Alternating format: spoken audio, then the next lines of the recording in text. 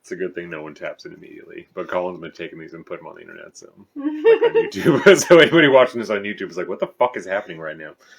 So as always, we're gonna give it a minute, and let people start showing up. I'm sure eventually Colin will be here. We were talking. Shout out fucking Swell Blended though for this haircut. He's back in the chair, back in the office, in the salon, in the shop, back in the shop. It's probably the best way to do it. So hit up Swell Blended, swellblended.com. Get yourself a haircut scheduled. Went last week. Looks excellent. We're out here. I think washed my hair on Tuesday. So pretty good. With that, we will go ahead and get this going. This is going to be the live stream.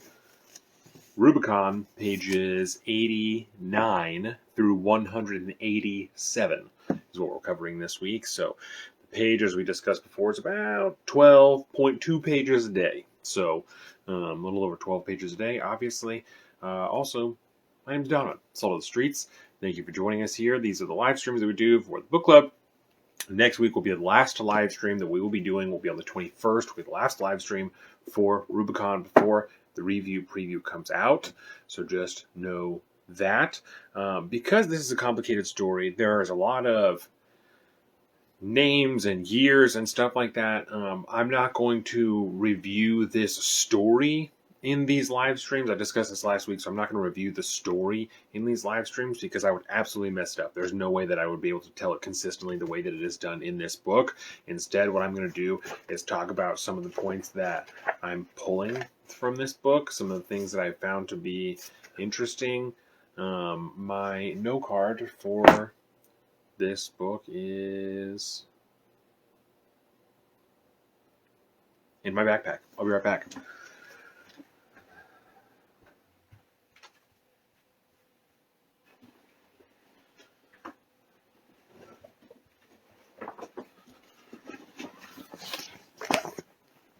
Okay, here we are.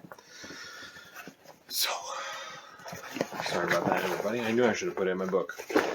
Once we get, now I'm going to have to find it. So, should be pretty easy to find here. But I just have a couple of points here from things that I picked up. Last time we were here, I was talking a lot about some stuff that I noticed, some comparisons between the United States and the Roman Republic, which obviously did not make me feel great because the Roman Republic is not around anymore.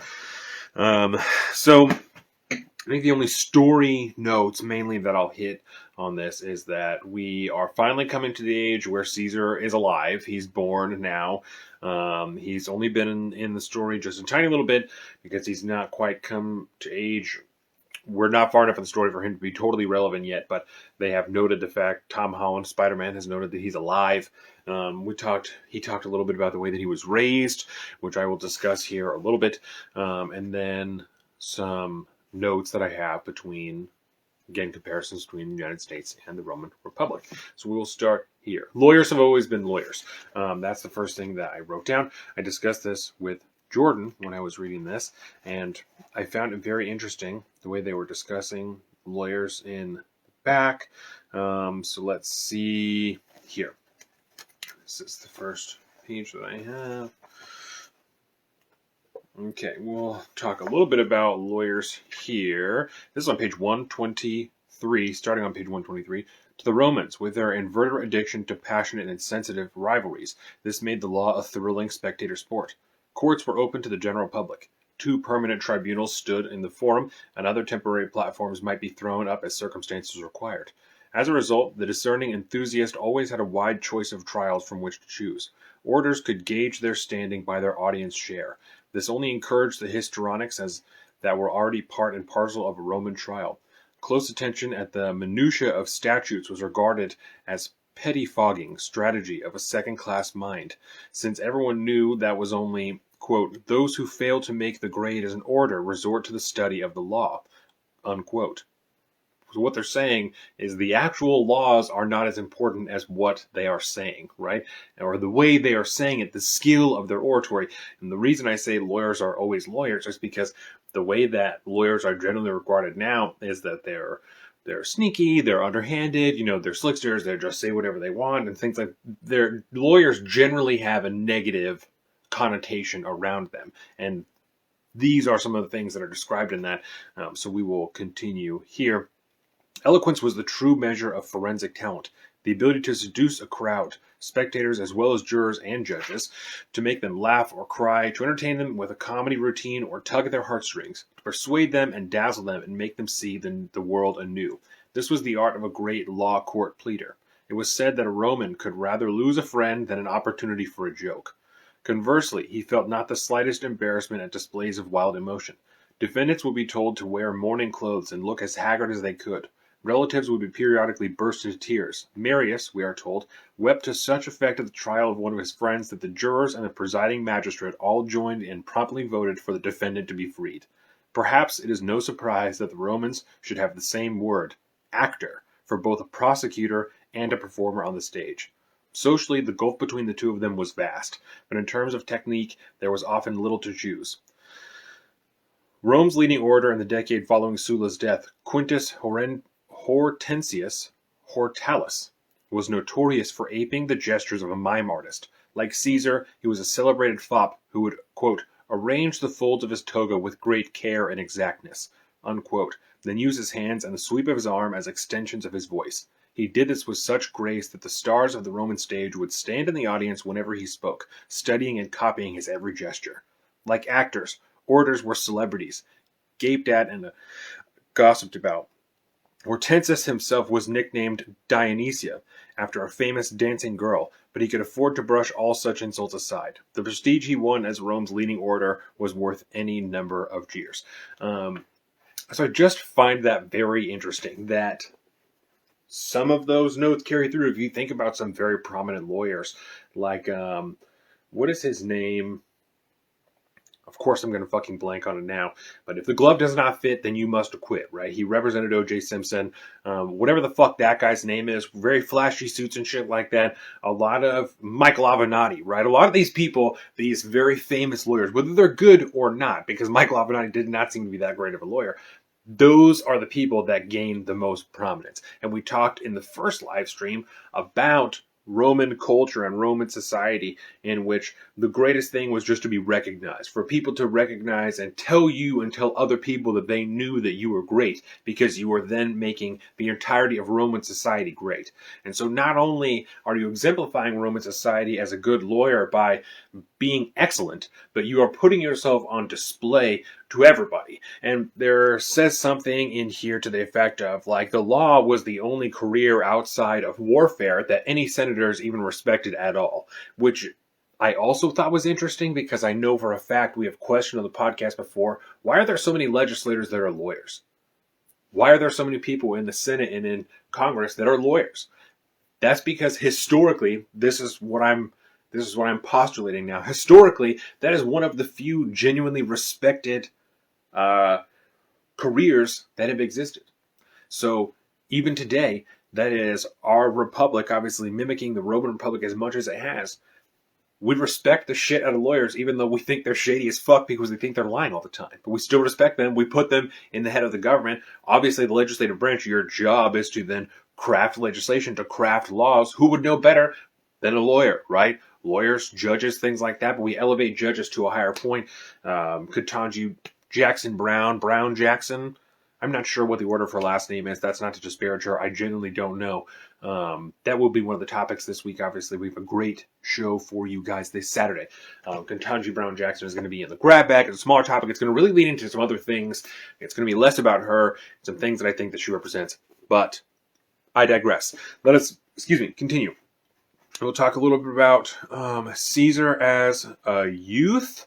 So let me pull up my next little deal here.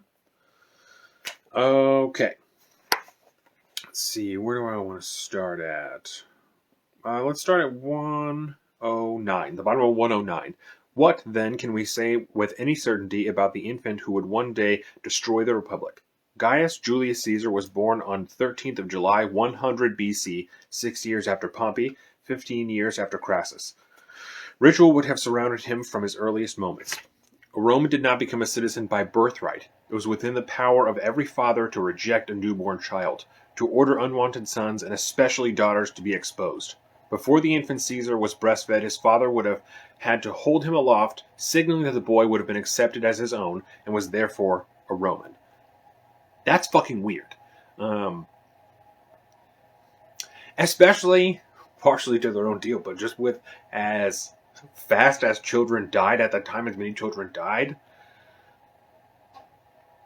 Sorry, my mind is running now just thinking about the differences that could have happened now that we hold life so dear. And like when people have miscarriages and things like that, it's tragic. You know, it's a horrific event when people, even if the woman is very early on, they just found out, it's horrific. And people mourn those things, and sometimes it's very damaging psychologically. And so I find it very interesting that now, when it still is difficult for a lot of people to have children, but it's easier now than it was then to have a child and to keep it alive until it is 18 years old, that then it was so easy to cast it aside. Not good enough. I'm willing to try again. I'm not even worried about it. Maybe it's because birth control didn't really exist. I don't know. That's just where my brain is at with that now. I find that very interesting that you knew even if you kept your child and tried to keep it alive, there was a good chance that it might die. And you're still willing to expose your child because as an infant, you think it potentially might not live up to your expectations. That's just a crazy mindset to live in. But I think that it just further underlines the utter savagery of Roman society. And that's not going to be the only time that we come across something like this. You know, not in this same section, but in this chunk that we read this week, you know, we started to talk about the gladiators. We talked about Spartacus. So there was the whole Spartacus, what they called an uprising, and the way that he tried to institute a communist society within Rome or within the Roman Empire, which I did not know. That I don't know that much about this time period. So I found that very interesting. So we learned a lot about that. There's a lot of talk in here about the Civil War and just like I said earlier, the utter savagery of it, of sieging cities for decades and completely blocking off people's supply lines. So you're literally starving people to death as opposed to actually trying to do battle with them. You're just going to starve them out. It's weird. And I suppose in warfare, that's not changed that much. We do still disrupt people's supply lines and stuff like that. It's happening in Ukraine right now. But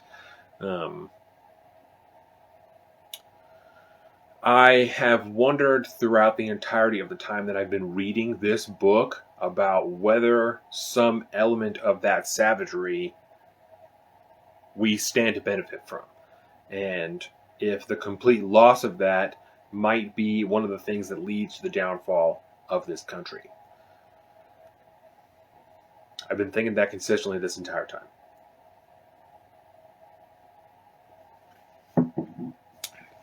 Okay, let's continue to talk about Caesar. Sorry. What?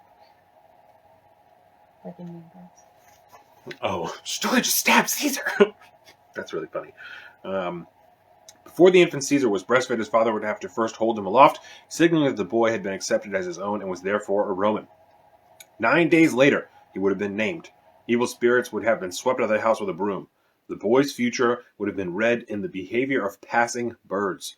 A golden good... Do you remember when we watched Troy?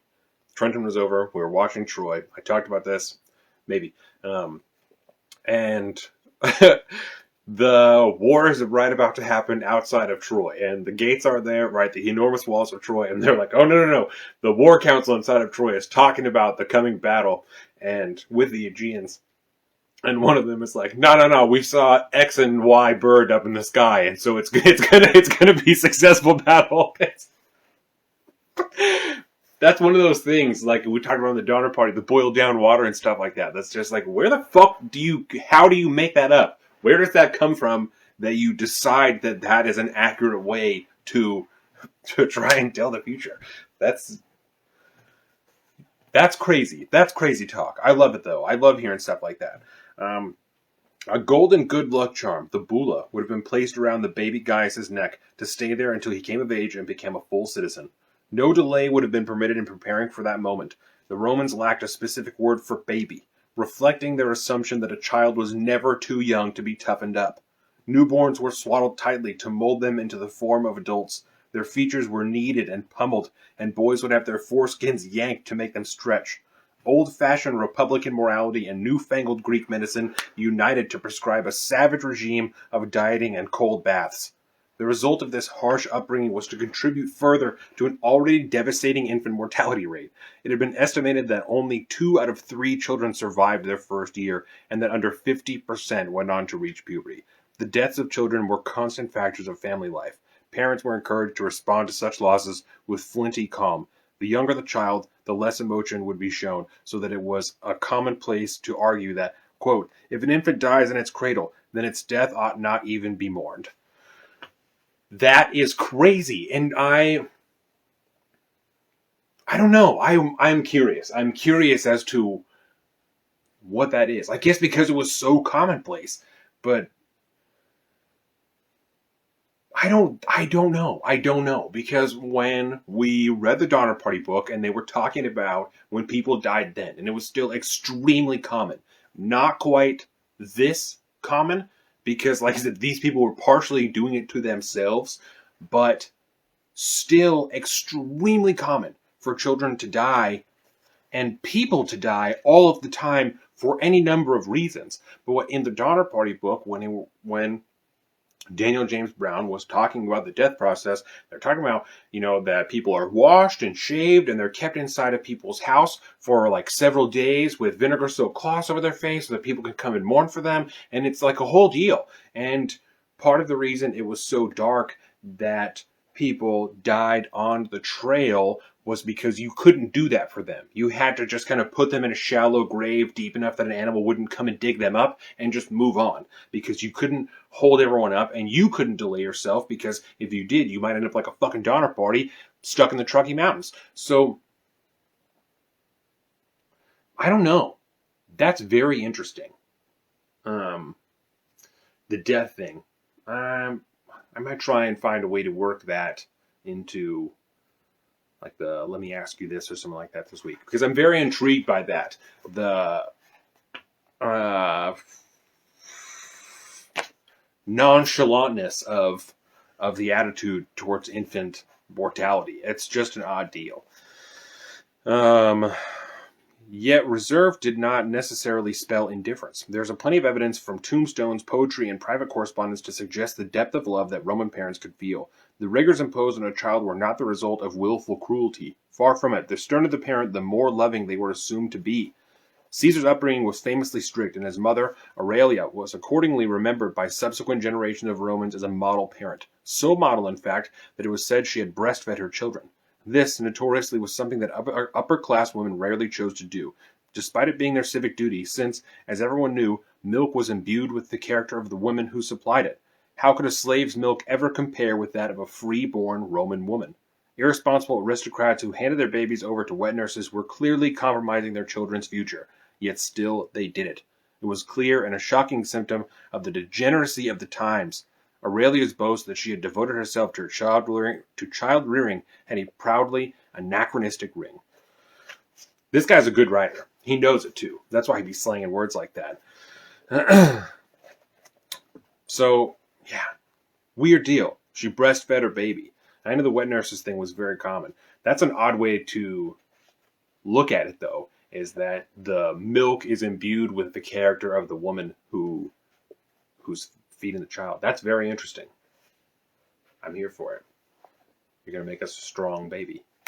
You and all your character.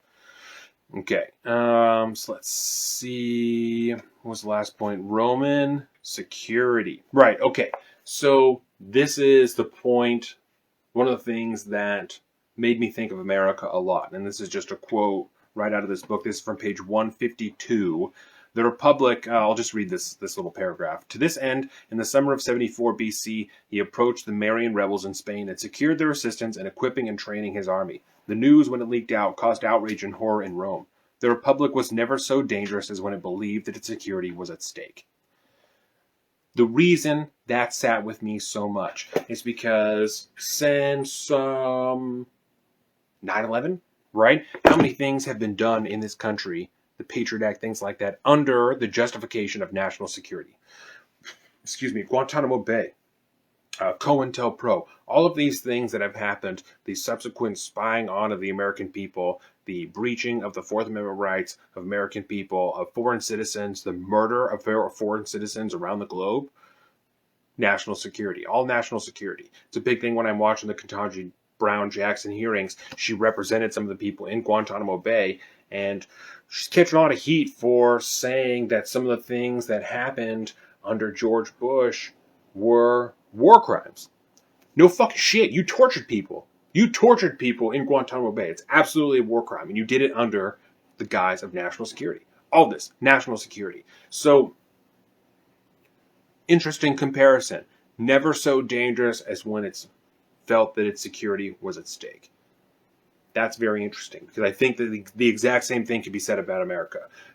All of the times that we felt that our national security is at stake, shit goes out the window. I was watching Jason Bourne movies a few weeks ago. I watched all the Jason Bourne movies all in like 1 week, I think. And I think it was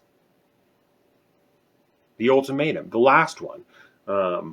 And the guy that's going after him then, the government guy that's going after him then, is talking about how, he's a total black ops leader, and he has the ability to kill people and all this shit. And he's like, we need these tools now.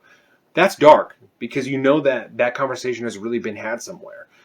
And it's hush-hush in America and in modern times, because we don't do that anymore. We're civilized. We can't have that.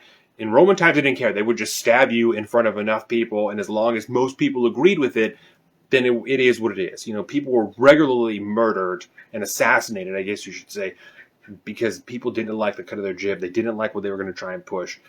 That type of shit still happens now. It's just not as open. It's covered up immensely. Jeffrey Epstein. I mean, it's too much. So,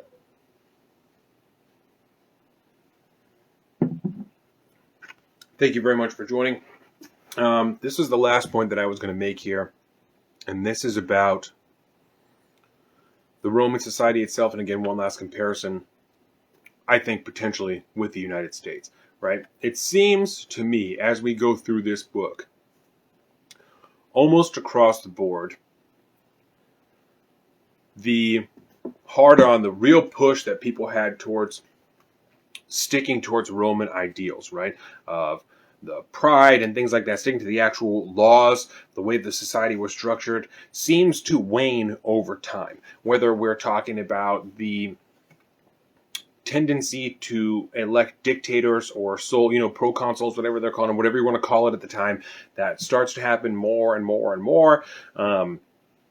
Once, and I have a quote in here, once people realized that it was a possibility, then it never left. Once Sulla took over and he became the dictator for even a period of time, it never went away.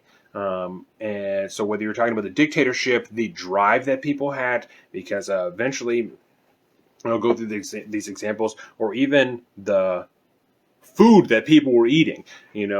Towards the end of this section, they start to talk about how it used to be looked down upon to be into cuisine, to try and eat fancy meals. People thought you're just a hoity-toity piece of shit, essentially, if you're that focused on it. But people got so complacent and so rich and so fat-catty that all most people were doing was digging. Not most people. The richest of people were going out of their way to dig even like saltwater ponds so they could have the most luxurious seafood and stuff like that. And it seems to me, as we go through this book, that the people who managed to do well in Roman society as it went on are the people who stuck to those ideals and did not give in to them too immensely, right? So we'll go through some of these examples now. The dictatorship that I was talking about, I believe this is the first one that I have here.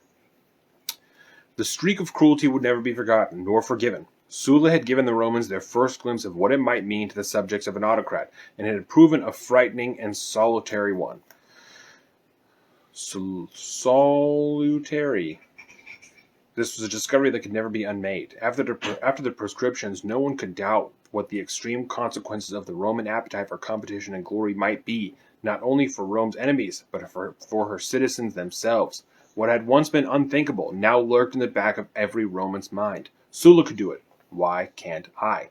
The generation that succeeded him would have to give their own answer to that question. In doing so, they would serve to define how Sulla himself was best to be judged. Had he been the savior or destroyer of the Constitution? Terrible though he had proved himself to be, the dictator had also labored hard to restore the Republic, to ensure that he would have no successor. Historians of future generations, injured to perpetual autocracy, found fantastical the idea that anyone should voluntarily have laid down supreme power. Again, a comparison between the United States and Rome. One of the things we are still revered for now, and we talk about all the time, and fuck Donald Trump because he didn't do this, the peaceful transition of power. And so it's something that probably happened before. I'm going to say for the purposes of this conversation, has its roots in Roman society, in Sulla. He took that power upon himself to be dictator. He restructured Roman society the way that he wanted it to be. He fucked with everything. These people can try and be consular now, and these people can't. And then stepped down. Decided that it was done. We need to re-elect consuls, and we'll move back into a republic phase because we no longer need to have a dictatorship. That is rare, even in modern times. So, something to be remembered. And let's go to this next part here. Okay. This is talking about Cicero. Cicero, when he was arguing in court against Horatius, I believe his name is. We will get there. Clearly, as a prosecutor, Cicero relished what he had found, but as an aspiring statesman, he was simultaneously appalled. Verus's corruption struck at two of his most passionately held convictions, that Rome was good for the world and that the workings of the Republic were good for Rome. This is why Cicero could argue that with a perfectly straight face that the stakes in the coming trial were apocalyptic. There is nowhere, no matter how distant or obscure, within the boundary of the encircling ocean that has not suffered from the lust or for oppression which drives our people on, he warned. If Verus was not convicted, then the Republic would be doomed, for this monster's acquittal will serve as a precedent to encourage other monsters in the future. Magnificently over the top through all this was, there was more to it than a mere lawyerly desire to make the flesh creep. For the sake of his political ideals and his own self-respect, Cicero had to believe what he was saying. If the Circus rewarded greed rather than patriotism, and if a man such as Verus could emerge triumphant over a man such as himself, then the Republic was rotten indeed. Here was an argument that Cicero would cling to all his life, that his own success was to be regarded as the measure of the health of Rome. Genuine principle fused seamlessly with an inordinate self-regard. What was my point? Okay, this was my point. The drive, right? The drive. It is the people who cling to those Roman ideals that continue to be successful. Cicero is obviously extremely successful. We know his name now. We still read his writings now.